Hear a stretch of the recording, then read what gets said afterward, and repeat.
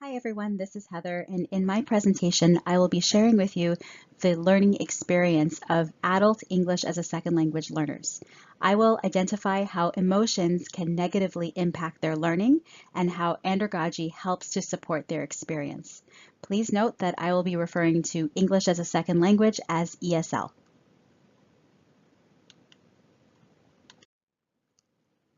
First off, I will offer a profile snapshot of the diversity of this group and identify a common learning experience.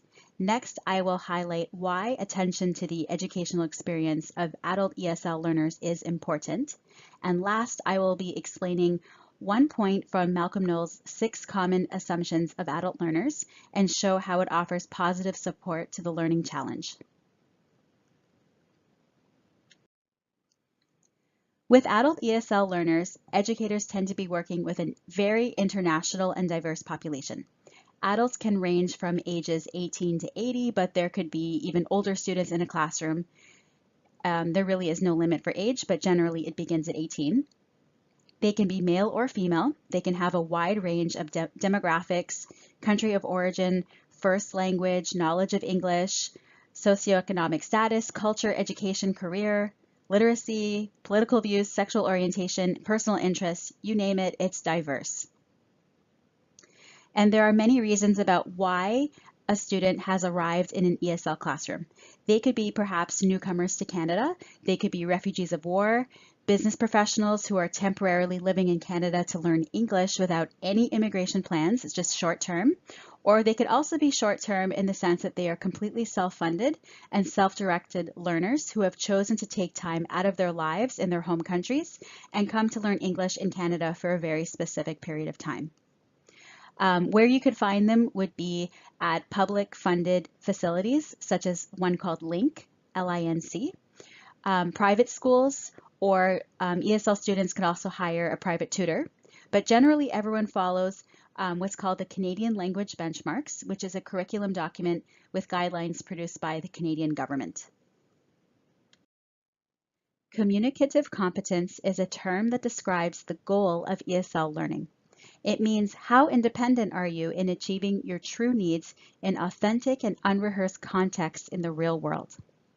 What this means is an ESL classroom is safe. The teacher is there to offer support and corrections at any time. There is a dictionary and translator, and the pace is very slow in the classroom because of the learning environment. But once the student exits the classroom, how successful and independent can they be? Can they go to the bank? Can they go to the grocery store? Can they go to the doctor? Can they take care of serious adult issues?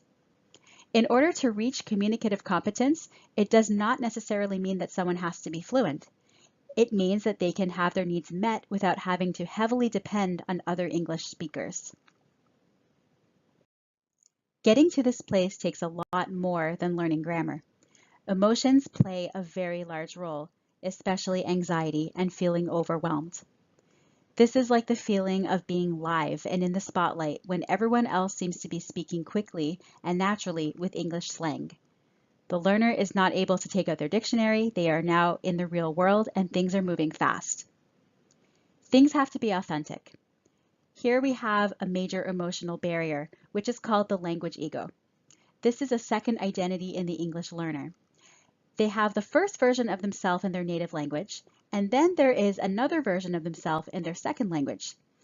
The second self can be very liberating. After all, they are a new person, but it can also come with a lot of emotional baggage. The second self is slower with speaking, tends to be misunderstood in public, can't seem to find a job necessarily, doesn't know its way around the city, and ultimately is less independent. The ESL learner tends to prefer their first self because in their native language, in their own culture, and in their own country, they were independent.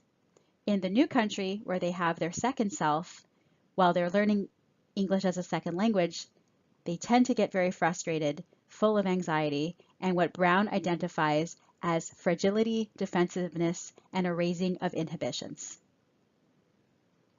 And so when we have this common aspect in an ESL learner, even if they're putting on a brave face, it makes it a lot more difficult for the learner to reach levels of communicative competence, simply because of their confidence levels. And if they can't reach communicative competence and reach independence, then they're going deeper and deeper and deeper into further anxiety. And as we will shortly discuss, I believe that when an ESL instructor has in mind aspects of andragogy, they can have an amazingly effective impact on the adult ESL learner and get them towards communicative competence. So now you have an idea of who the learners are. Next, let's take a look at a chart by Statistics Canada that shows us immigration rates. We see that there are over 7 million immigrants in Canada, and that the recent Stats Canada survey shows that over 1 million had come within a 5-year period. This is a condensed version of the chart and showing only 6 major Canadian cities. So you can take a look at the entire version at the link provided. To further contextualize the trends of immigration and the need for a very flourishing ESL industry, I would like to point out that English as a first language or mother tongue has dramatically decreased over time. What this means is that the immigrants who are arriving in Canada do not necessarily have English as their first language. This means that they need ESL. The data shows that most of the immigrants can carry a conversation, but that does not indicate that they are necessarily employable. And further, 6.8% cannot speak enough English to carry a conversation, which equates to 500,000 people. So with approximately 500,000 people, I think it's clear that there is a need for a very firm understanding on how to help adult ESL students succeed. We see that the immigration rates are also likely growing. Knowles et al. Recognize a high dropout rate in adult education, which I think is very troubling, considering that this demographic of adult ESL students are also considered an at-risk community. This means that they are a vulnerable group, like children, the elderly, those with disabilities, etc., and as a result, they put a lot of trust into educators. In our course, we have studied what andragogy is, and so I will offer an overview of its main concepts. Brookfield defines andragogy as the art and science of helping adults learn, and ultimately it is different from pedagogy, which relates to how to teach children. The teacher in andragogy is a facilitator figure, which is different than with children. It is crucial for a teacher to understand and practice treating adult learners like adult learners. Adult learners should not be treated as children, they should be treated as adults. With a facilitator, the dynamic is less dependent and the adult has more autonomy and self-directed learning. Dirk says that emotional baggage can really cloud learning and teaching, and so Knowles et al. Identifies pleasure and self-esteem as incentives to help adult learners feel a little bit more comfortable and trusting in the classroom. And when the classroom environment and the dynamic between teacher and student is conducive to that, I think that anxiety can be relieved and communicative competence can be better achieved. Here we have the list of 6 assumptions of adult learners by Malcolm Knowles. I'm going to now discuss the second point, the learner's self-concept, and show how keeping this in consideration will help to support the learner's challenge of the language ego, and in doing so, help them to reach communicative competence.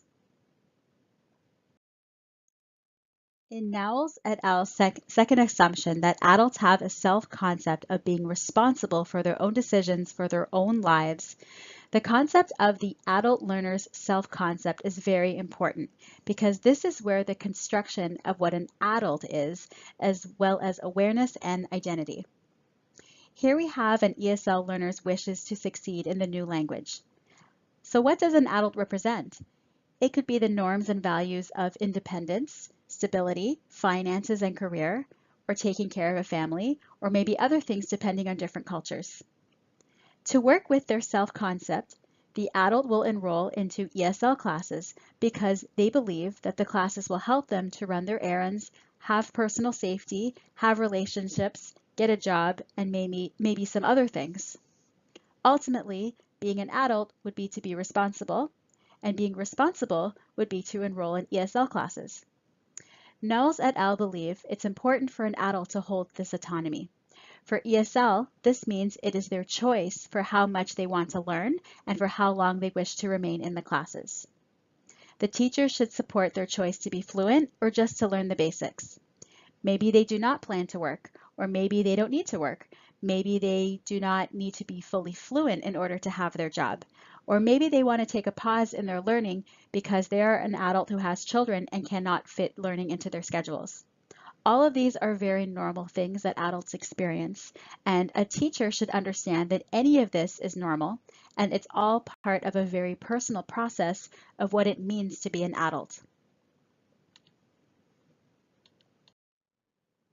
I would also like to add that Nels et al. Believe that adults developed a deep psychological need to be seen by others and treated by others as capable of self-direction. Here there is a clash in the student's perception of what exactly is a student. Could a student be based in their memory of being a student as a child? And is this in contrast to being an adult who is fully grown and fully responsible? In terms of being capable, adult ESL students can already speak one language, and they have spoken this language for their entire lives. They are not like babies who are learning how to speak for the first time like my toddler is. If they begin to believe that they sound like babies who are learning to pronounce words, it will be very, very severe on the ego. And if they start to believe that they sound like babies while speaking in public, anxiety will begin to form again and again and again. And when anxiety forms, sometimes they will retreat and flee and not want to speak at all. And ultimately, if they're not speaking or practicing English and not being able to get what they need in society, then they are not experiencing communicative competence. What this means is that while learners need to feel that they own their learning, they need to feel and be treated like adults and not as independent and not as dependents, I should say. I think a lot of this needs to come from the teacher, who remains professional, respectful, supportive, encouraging, and ultimately is aware that a lot of emotions, particularly anxiety, are going on even if silently beneath the surface within their learners. So what does all this mean? I think that it means that the solution lies within the instructor's awareness of this very unique cohort of English as a second language learners who are also adults. Kinchelow notes teachers who research the world of students, schools, communities, and themselves, which means that the more we understand adult ESL students, the more we can support them. Teachers should also make lessons authentic to real-life situations. One idea is to use a methodology called task-based learning, which very briefly is when grammar lessons directly apply to real-life authentic acts, such as bringing menus from restaurants into the classroom as learning materials and allowing the students to practice ordering from a menu. This is a really excellent way to support lowering anxiety and also raising the odds of communicative competence. And lastly, I think it's important to give adults options to help facilitate the dynamic that they so need of autonomy and self-directed learning. Thank you so much for listening to my presentation. It's really been my pleasure. I'm very passionate about this topic. I love my job, and I hope you've enjoyed. Thank you so much, and I'm available for any kind of follow-up questions.